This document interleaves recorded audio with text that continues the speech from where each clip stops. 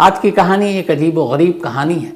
कहानी कहूँ तो इश्क की है, लेकिन फिर इश्क को क्यों बदनाम करूँ, तो शायद लालच की कहानी ज़्यादा है।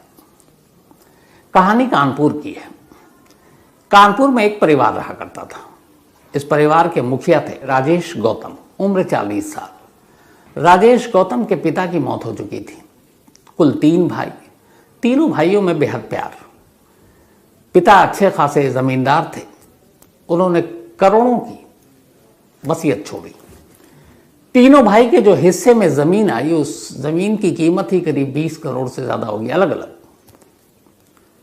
तो राजेश के हिस्से में भी काफ़ी रकम आई और राजेश एक तरह से कुल मिलाकर अगर कहें तो 30-40 करोड़ रुपए का मालिक। लेकिन दूसरी तरफ राजेश एक सरकारी स्कूल में टीचर, तो पढ़ा लिखा अपनी नौकरी भी कर रहा था और नौकरी के साथ साथ चूंकि उसके पास प्रॉपर्टी बहुत सारी थी, वो साइड में प्रॉपर्टी डीलिंग का भी बिजनेस किया करता था। 2012 में घर वालों ने अच्छी सी एक लड़की देखी और राजेश की शादी कर दी। राजेश की दुल्हन का नाम था पिंकी। अब शादी हुई, दोनों के बीच सब कुछ ठीक, वक्त बीतता रहा। राजेश और पिंकी को 2 बच्चे हुए, 2 बेटे। फाइनेंशियली भी सब कुछ ठीक था, घर में भी सब कुछ ठीक, खुशियाँ, सारी चीज़ें चल रही थी। कोरोना काल तक, 2020 तक 10 साल हो चुके थे दोनों की शादी को, लेकिन कभी कोई ऐसी चीज़ सामने नहीं आई। तो संपन्न परिवार, कोई झगड़ा और ये भी नहीं। राजेश अपना स्कूल जाता है, स्कूल के बाद प्रॉपर्टी डीलिंग के अपने धंधे में वक्त देता। लेकिन उसकी एक आदत थी, वो चाहे कितना बिजी हो, सुबह रोज़ाना वो 6 बजे उठता और मॉर्निंग वॉक के लिए ज़रूर जाता। और हमेशा अपने बच्चों को भी, जब उसके बच्चे थोड़े थोड़े बड़े होने लगे तो उन बच्चों को भी साथ ले जाता। मॉर्निंग वॉक के बहाने उनसे वो बातें भी करता। तभी 2021 की बात है। कानपुर में ही एक राजेश का अच्छा खासा बड़ा सा प्लॉट था, उसकी कीमत भी अच्छी खासी थी। तो उसने कहा कि इस प्लॉट पे कुछ बनाते हैं, फ्लैट टाइप या कोठी टाइप, ताकि काम आए। पैसे तो थे ही। अब उसने उस प्लॉट पे कंस्ट्रक्शन का काम शुरू कराया। अब कंस्ट्रक्शन के काम के लिए आपको मजदूर और मिस्त्री चाहिए। तो उसे पता था कि एक राज मिस्त्री है जो बेहद, जिसके अंदर हुनर है और अच्छा खासा उसका नाम है इस काम में, फ्लैट बनाने या कोठी बनाने में। शैलेंद्र कुमार उस राजमिस्त्री का नाम। उसकी उम्र भी करीब यही 40-42 साल के दरमियान होगी, यानी कि वो राजेश का हम उम्र था। 2021 में राजेश ने शैलेंद्र को अपनी प्लॉट पर कोठी बनाने का काम दे दिया। बोला तुम ये करो। अब जब ये काम चलता है तो लंबा चलता है, कम से कम 1-2 साल 3 साल भी घर बनाने में लग जाते हैं। तो अब घर बनना शुरू हुआ। इधर राजमिस्त्री का राजेश के घर आना भी शुरू हो गया। बहुत सारी चीज़ें होती थी, कभी पैसे लेने, कभी कोई सामान लेना है, कभी कुछ और। तो जब राजमिस्त्री का राजेश के घर में आना जाना शुरू हुआ तो शुरुआत तो बड़ा नॉर्मल था, फिर पता नहीं क्या हुआ, 4 नज़रें मिली और प्यार हो गया। अब इनमें से 2 नज़रें जो थी, 2 निगाहें, वो राजेश की पत्नी पिंकी की थी और 2 उस राजमिस्त्री शैलेंद्र की। अब जो राजेश था उसकी ज़िंदगी बड़ी बिजी थी।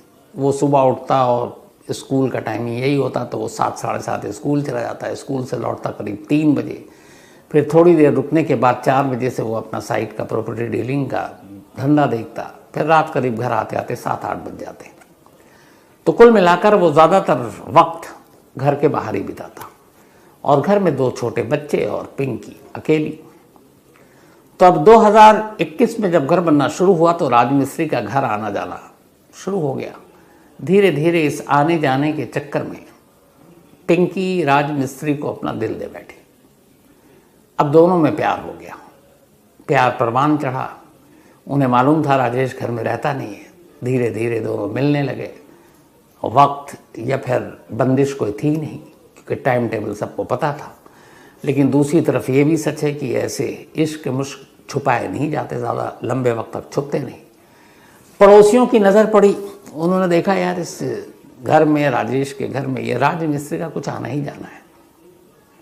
क्योंकि कोई भी प्रोफेशनल आता है तो एक वक्त होता है, लेकिन उसका कभी भी आना और आने के बाद घंटों घर में रहना, ये सबसे ज़्यादा लोगों ने नोटिस किया। ये बात राजेश के कानों तक पहुंची। अब राजेश ने राजमिस्त्री पर नज़र रखनी शुरू की। अचानक उसकी नज़र पड़ी कि हाँ, वो फ़ोन पे कह भी देता ये काम है, ये पैसे है, मैं दे रहा हूँ, घर जाने की ज़रूरत नहीं, लेकिन उसके बावजूद वो घर पहुँच जाता। अब राजेश को भी शक यकीन में बदल गया। तो उसने फिर एक रोज़ राजमिस्त्री को बुलाया और उसने कहा कि ये लो तुम्हारे पैसे, हिसाब किताब बराबर, आज के बाद काम कोई और करेगा और तुम मेरे घर नहीं आओगे। उसने राजेश को अच्छे से समझाया। राजेश ने शैलेंद्र राजमिस्त्री को और उसे रवाना कर दिया। उसके बाद उसने अपनी बीवी पिंकी से कहा कि देखो, ये जो लोग हैं घर में आते हैं, 10 बातें होती हैं, तो तुम इससे भी मिलना जुलना छोड़ दो। इनडायरेक्ट वे में उसको समझाया, लेकिन ये बात दोनों को बड़ी नागवार गुजरी। पिंकी को लगा कि वो जिससे प्यार करती है, उसका पति, उसका शौहर, उसके रास्ते में दीवार बन गया है। उधर राजमिस्त्री शैलेंद्र को भी लगा कि अब घर आने जाने पर रोक लग गई है, वो पिंकी से मिले बिना रह नहीं सकता। तो दोनों बेचैन, दोनों ने फिर फ़ोन पे बातें करनी शुरू की। कुछ वक्त तो फ़ोन पे बातें और चैट से गुजारी। फिर ये तय हुआ कि ये कब तक चलेगा, कुछ हल निकालना चाहिए। कायदे से हल निकल सकता था। अगर इतनी मोहब्बत थी तो पिंकी राजेश को तलाक देकर शैलेंद्र से शादी कर सकती थी, लेकिन यही मोहब्बत में मिलावट वाली बात आ गई। पिंकी शैलेंद्र के साथ ज़िंदगी तो गुजारना चाहती थी, लेकिन साथ में वो राजेश की तमाम दौलत, विरासत, वो ऐशो आराम, वो भी अपने साथ ले जाकर शैलेंद्र के साथ उसी तरीके से जीना चाहती थी, गरीबी में नहीं। एक राजमिस्त्री की सिर्फ बीवी बनकर नहीं जीना चाहती थी, यानी उसे प्यार भी चाहिए था, साथ में दौलत और सारी आराम व आसाइश भी। अब यहीं से हुआ कि क्या किया जाए कि दोनों चीज़ें आए। अब राजेश को तलाक देने का मतलब उसकी जायदाद से बेदखल, तो होना यह है कि अब राजेश को ही रास्ते से हटा दो। दबी जुबान में दोनों ने पहले एक दूसरे को टटोला, लगा कि दोनों की नीयत एक ही है, तो फिर खुलकर दोनों बातें करने लगे, शैलेंद्र और पिंकी। इसके बाद हुआ कि कैसे, तो ऐसे कि हादसा लगे या फिर किसी को शक भी ना हो। अच्छा, उधर प्रॉपर्टी का काम है, बेशुमार दौलत है, लेकिन भाइयों में बड़े अच्छे रिश्ते हैं। कभी किसी चीज़ को लेकर झगड़ा नहीं हुआ, क्योंकि बाप ने बड़े अच्छे से बंटवारा किया था और भाई में वैसे भी बचपन से मोहब्बत थी। तो क्या किया जाए?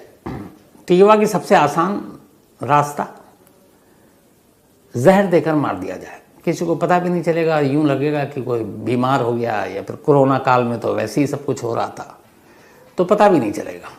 तो दोनों में हुआ कि तय ठीक है। शैलेंद्र ने एक दिन जहर लाकर पिंकी को दिया और बोला इसको खाने में मिलाकर खिला दो। पिंकी ने खाने में मिलाकर खिला दिया। खाना खाते ही शैलेंद्र जो जहर लाया था, उससे राजेश की तबीयत बिगड़ी। आनन फानन में उसे अस्पताल ले जाया गया। अस्पताल ले जाया गया तो डॉक्टरों ने देखा, लेकिन जहर के बारे में पता नहीं चला। कुछ दिनों तक अस्पताल में भर्ती रहा और फिर ठीक हो गया, वापस लौट आया। जहर वाला फार्मूला नाकाम हो गया, लेकिन किसी को पता नहीं चला कि यह बीमारी जहर की वजह से हुई थी। अब पहला मिशन नाकाम। पिंकी और शैलेंद्र परेशान कि अब क्या करें। फिर हुआ कि नहीं, अब दोबारा फिर जहर दें और हॉस्पिटल जाएं और कहीं कोई टेस्ट हो, ब्लड टेस्ट हो, क्योंकि ये पढ़ी लिखी फैमिली, टीचर था राजेश, वाइफ भी पिंकी भी पढ़ी लिखी, तो लगा पकड़ में आ जाएंगे। तो हालांकि घर वालों को उस वक्त लगा था कि कुछ ऐसा तो नहीं है किसी ने मिला विला कर खिला दिया, जो आमतौर पर लोग बात करते हैं, नज़रें लगा दी या कुछ और। तो बात लेकिन वहीं पर आएगी, ख़त्म हो गई, क्योंकि राजेश ठीक ठाक होकर घर लौट आया था। अब ये हुआ कि जहर का आइडिया कैंसिल, अब दूसरा कोई प्लान बनाया जाए।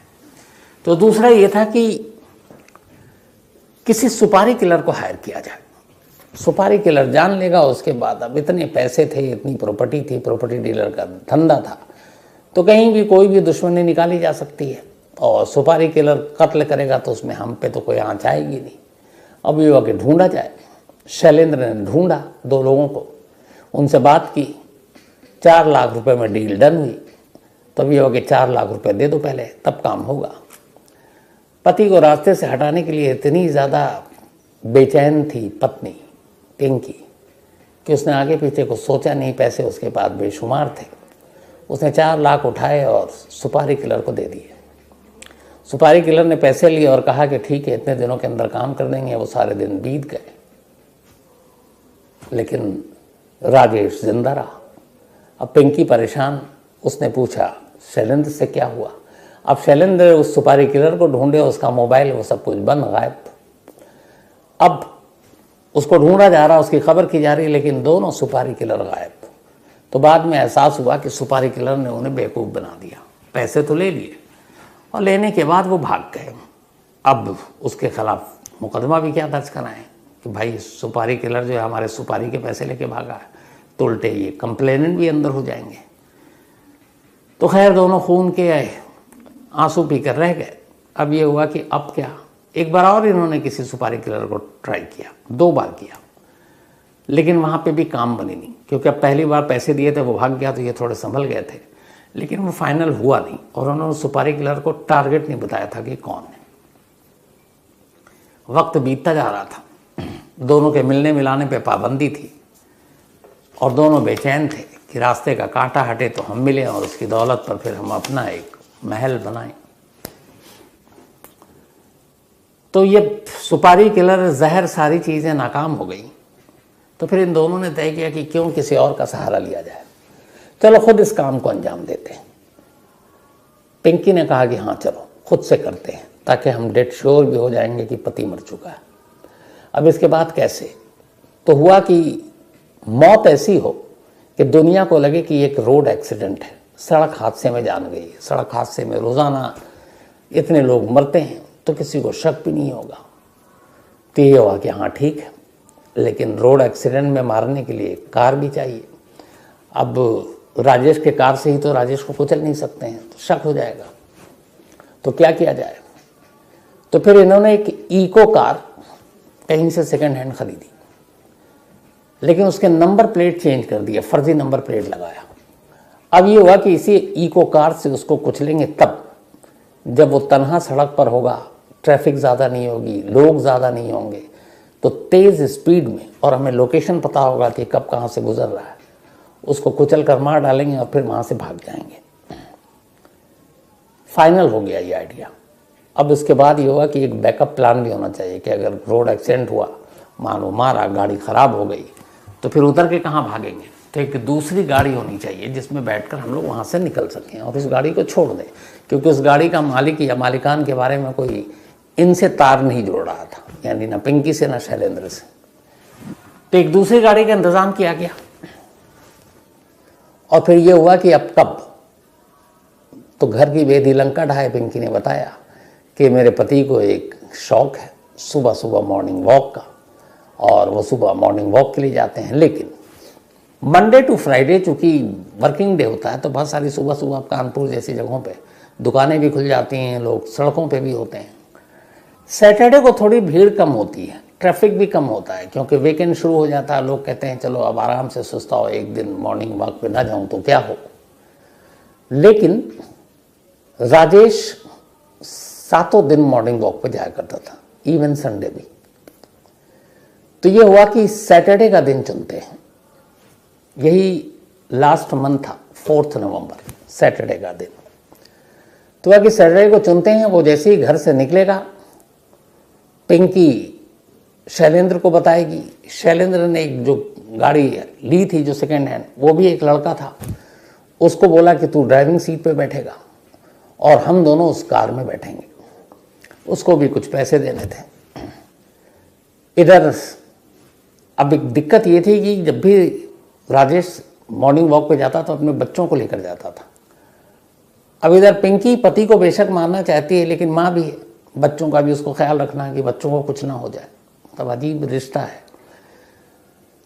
बच्चों के बाप को तो मारना चाहती है, लेकिन बच्चों की सुरक्षा करनी चाहती। तो फिर ये तय हुआ कि किसी तरह उस दिन वो बच्चे साथ लेकर बाहर ना निकले।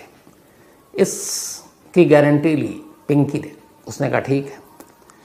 सैटरडे सुबह रूटीन के मुताबिक राजेश उठा और तैयार होकर 6 बजे मॉर्निंग वॉक के लिए निकलने लगा, बच्चों को उठाने लगा।